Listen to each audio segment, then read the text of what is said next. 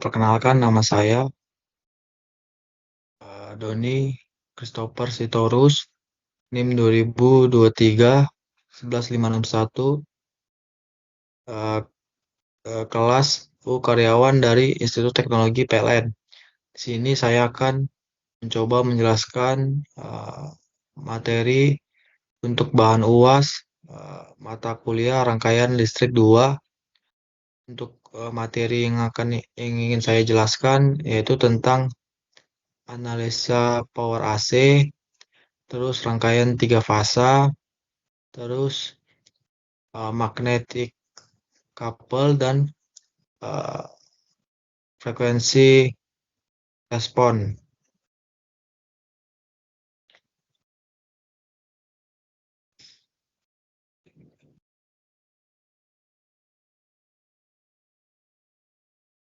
Yang pertama yaitu AC power analysis. Uh, AC power analysis atau analisa rangkaian AC merupakan sebuah studi yang dilakukan untuk memahami dan mengukur bagaimana daya listrik digunakan dalam sistem arus bolak-balik. Fungsi dari analisa ini adalah untuk meningkatkan efisiensi energi, meningkatkan kualitas daya, meningkatkan keandalan sistem. Ah, Adapun juga hukum-hukum yang sering digunakan dalam menganalisa rangkaian arus bolak-balik, seperti hukum Ohm yang kita ketahui rumusnya adalah V sama dengan I kali R. Lalu ada hukum Kirchhoff 1 atau Kirchhoff Current Law, di mana berbunyi jumlah arus yang masuk pada suatu titik percabangan sama dengan jumlah arus yang keluar dari titik percabangan tersebut. Lalu ada juga hukum Kirchhoff 2 yaitu Kirchhoff Voltage Law, di mana bunyinya yaitu jumlah beda potensial pada rangkaian tertutup sama dengan 0 atau sigma V sama dengan 0. Lanjut,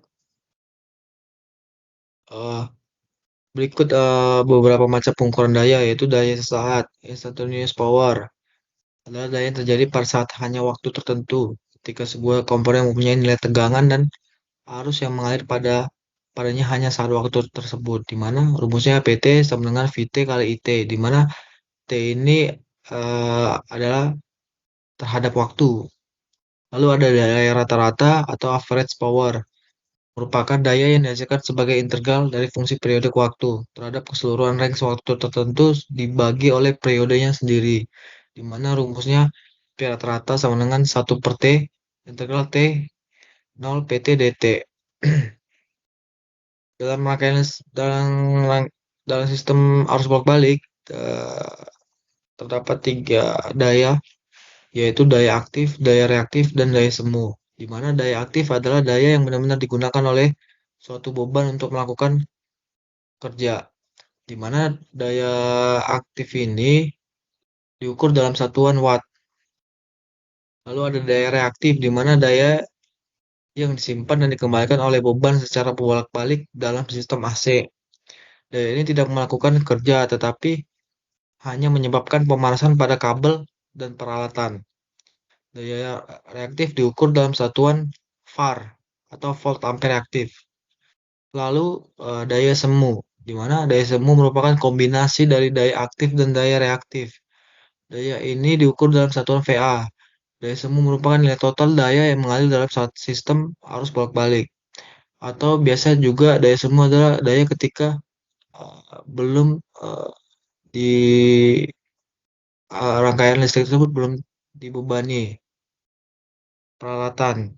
Lalu ada faktor daya kalau cos theta, di mana faktor daya adalah rasio antara daya aktif dan daya semu. Faktor daya menunjukkan eh, seberapa efisien sistem arus bolak-balik. Jadi nilai faktor daya yang ideal adalah mendekati 1 atau mendekati 1. Nilai faktor daya yang rendah menunjukkan bahwa sistem arus bolak dapat menyebabkan pemanasan pada kabel dan peralatan.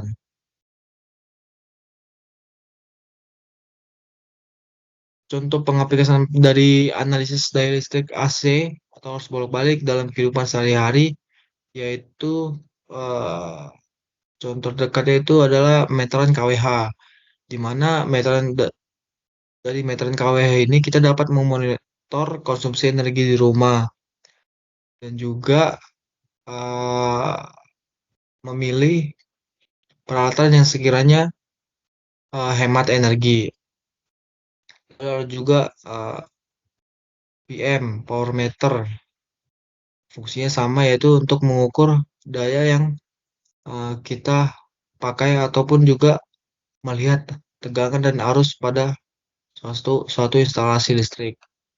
Kalau untuk pengaplikasian dalam industri yaitu seperti optimisasi dalam industri, yaitu data logger dan software analisa daya, di mana dengan analisa daya, dengan software tersebut kita dapat mengoptimisasi produksi dalam suatu industri atau pabrik. Lalu fungsinya juga pengaplikasiannya juga mengelola beban listrik suatu gedung, lalu meningkatkan keandalan sistem dengan beberapa pengujian seperti thermal imaging atau alat ukur kualitas daya.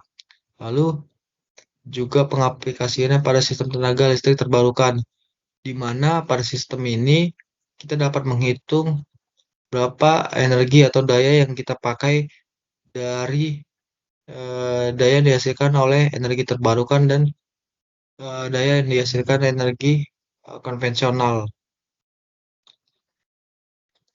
Lalu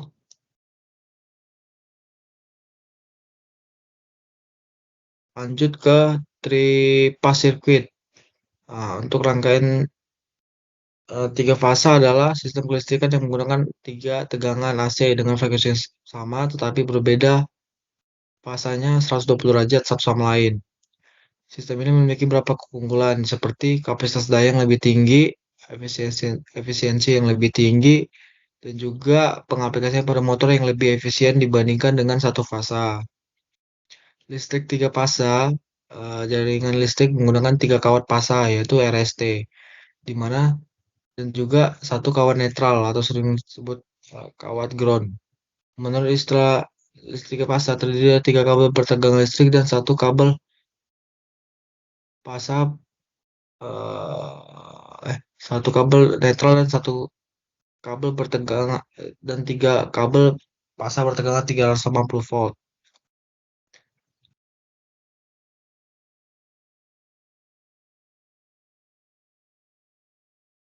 Untuk listrik tiga fasa adalah listrik arus bolak-balik di mana yang menggunakan tiga kawat pengantar yang punya tegangan pada masing-masing fasanya sama, tetapi berbeda dalam sudut sebesar 120 derajat.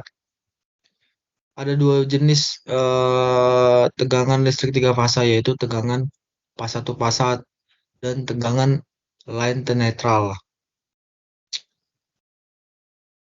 Tegangan tiga fasa sering juga dihasilkan oleh generator AC tiga fasa yang tampil penampaknya ditunjukkan pada gambar di sebelah samping ini, di mana yang seperti yang kita ketahui generator itu merupakan suatu alat listrik untuk menghasilkan peralatan listrik dari energi mekanik yang diterimanya. Untuk dari gambar ini kita ketahui bahwa generator memiliki komponen utama yaitu berupa stator dan rotor. Seperti yang kita ketahui, generator menghasilkan listrik itu menggunakan prinsip hukum Faraday di mana apabila suatu medan magnetik berubah melalui suatu koil atau kumparan, maka di kumparan tersebut akan terjadi yang namanya GGL, gaya gerak listrik. Dalam sirkuit tiga fasa ini juga kita mengenal namanya beban seimbang, di mana jumlah daya yang diberikan oleh suatu generator tiga fasa atau daya yang diserap oleh beban tiga fasa diperoleh dengan menjumlahkan daya dari tiap-tiap fase. Pada sistem seimbang, daya total tersebut sama dengan tiga kali daya fase. Karena daya tiap fasenya sama, besar total daya adalah penjumlahan dari besarnya tiap fase, di mana rumusnya PT sama dengan 3 VF kali IF kali cos theta. Manfaat dari beban seimbang yaitu efisiensinya memastikan dari efisiensi dapat memaksimalkan efisiensi transmisi dan distribusi daya listrik dan meminimalkan rugi-rugi. Lalu dari kendalanya mengurangi stres pada trafo, kabel dan peralatan listrik lainnya, meningkatkan keadilan sistem. Dari kualitas daya, beban seimbang menghasilkan tegangan yang lebih stabil dan mengurangi harmonisal, meningkatkan kualitas daya dan meminimalkan gangguan pada peralatan elektronik. Pada beban seimbang ini kita mengenal beberapa koneksi, yaitu koneksi delta-delta seimbang, ah, di mana rangkaian delta-delta seimbang ini adalah sumber yang keduanya seimbang dan bebannya keduanya seimbang dan beban yang seimbang yang terhubung secara delta. Jadi sumber dan beban dihubung secara delta. Tujuan dari ini adalah untuk mendapat menentukan fase eh, dan arus saluran.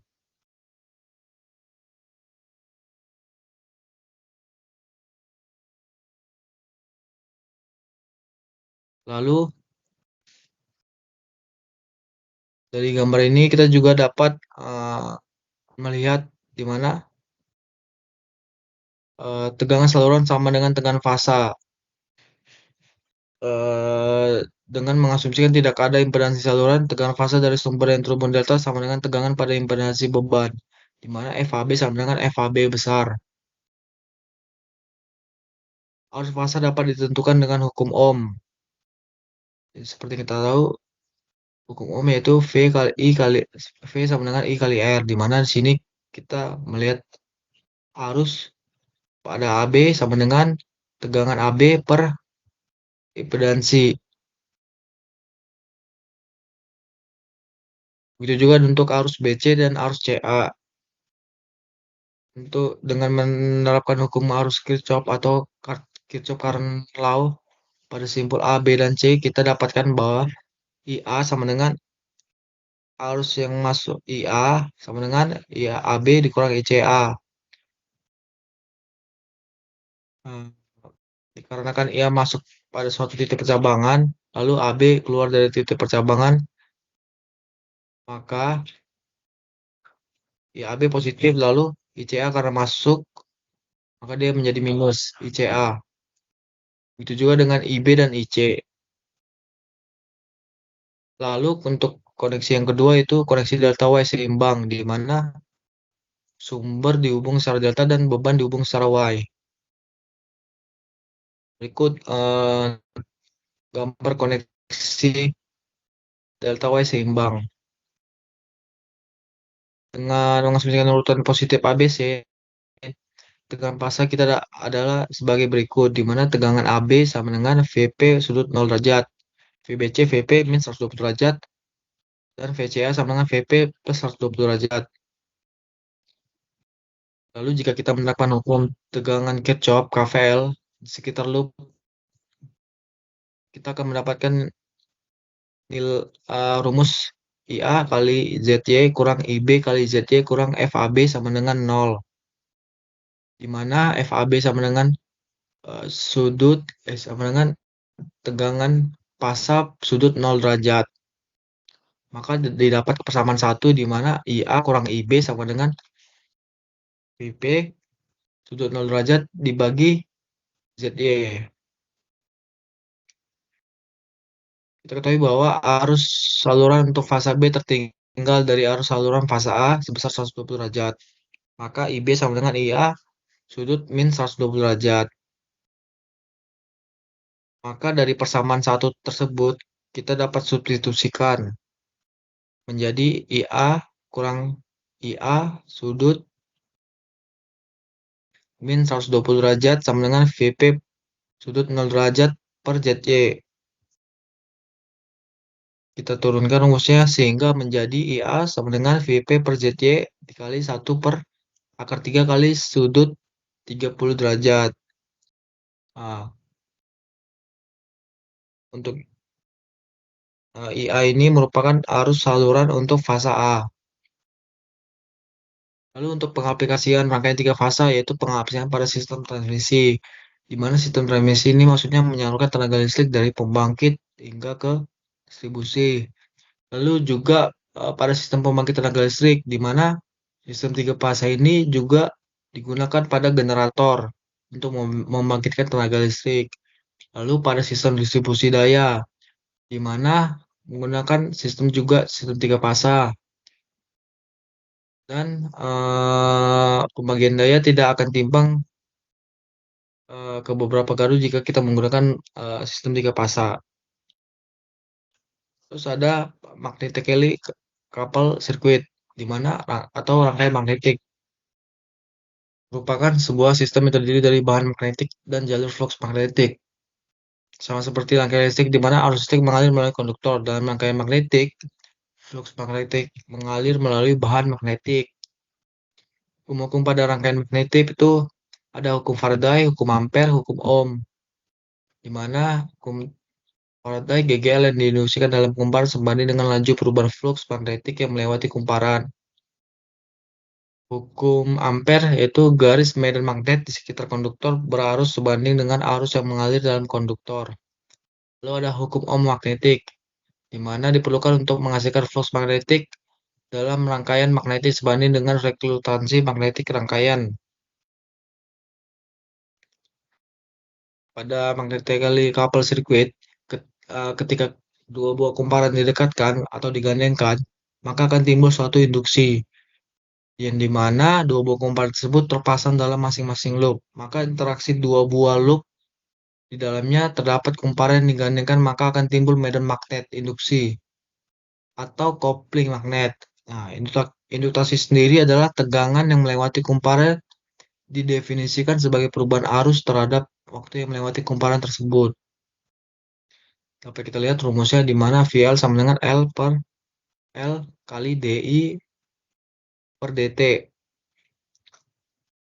Atau dapat didefinisikan ketika terjadi perubahan arus, maka terjadi perubahan flux magnetik di kumparan tersebut yang menyebabkan terjadinya perubahan induksi atau tegangan kumparan. Induktansi bersama itu maksudnya ketika terjadi perubahan arus I1, maka flux magnet di kumparan satu berubah menjadi flux 11. Lalu kedua, bagian flux magnetik yang hanya melingkupi kumparan satu disebut flux bocor atau flux L1. Jadi untuk sisa flux magnetik yang melingkupi kumparan satu dan kumparan 2 disebut flux bersama, flux 21. Sehingga secara umum dikatakan bahwa flux magnetik yang disebabkan oleh arus I1 sama dengan flux 1 sama dengan flux L1 tambah flux 21, di mana L1 tadi itu disebut dengan flux bocor ditambah dengan flux bersama. Itu merupakan flux magnetik. Lalu untuk contoh pengaplikasiannya itu ada pada transformator. Seperti kita tahu, transformator atau trafo digunakan untuk menaikkan dan menurunkan tegangan. Lalu juga ada transformator audio seperti amplifier digunakan untuk mengisolasi sumber daya listrik, meningkatkan atau menurunkan level tegangan dan memastikan pemisah ground. Lalu ada beberapa modulator atau modem di mana menggunakan sistem magnetically coupled untuk mengubah sinyal digital menjadi sinyal analog. Lalu ada pembombardan induktif, RFID, dan kumparan penerima tanah. Frekuensi respon. Fungsi transfer H omega atau disebut juga fungsi jaringan merupakan alat analisis yang memiliki fungsi untuk menemukan respon frekuensi pada suatu rangkaian. Faktanya respon frekuensi suatu rangkaian adalah plot fungsi transfer rangkaian HW terhadap W, omega maksudnya. Dengan omega bervariasi dari 0 sampai tak hingga. Frekuensi respon dalam listrik mengacu pada rentang frekuensi sinyal yang dapat diterima, diproses, atau dihasilkan oleh suatu sistem atau perangkat listrik. Istilah ini umumnya digunakan dalam konteks eh, analisis sinyal, filter, sistem kontrol, komunikasi data. Dalam analisis sinyal, kita dapat menganalisa frekuensi yang terkandung dalam sinyal listrik seperti tegangan atau arus. Filter, fungsinya itu merancang filter untuk meloloskan atau memblokir frekuensi tertentu dalam sinyal listrik. Dari untuk sistem kontrol itu sendiri menganalisa atau mengendalikan respon sistem terhadap sinyal input dengan frekuensi yang berbeda. Lalu komunikasi data itu untuk mentransmisikan dan menerima data melalui sinyal listrik dengan frekuensi tertentu. Satuan frekuensi respon dalam listrik diukur dalam hertz, sama seperti frekuensi suara, di mana 1 hertz sama dengan 1 siklus per detik. Respon frekuensi merupakan hubungan atau relasi frekuensi tak bebas pada kedua besaran magnitud dan fasa di antara input sinusoidal atau steady state dan output sinusoidal steady state.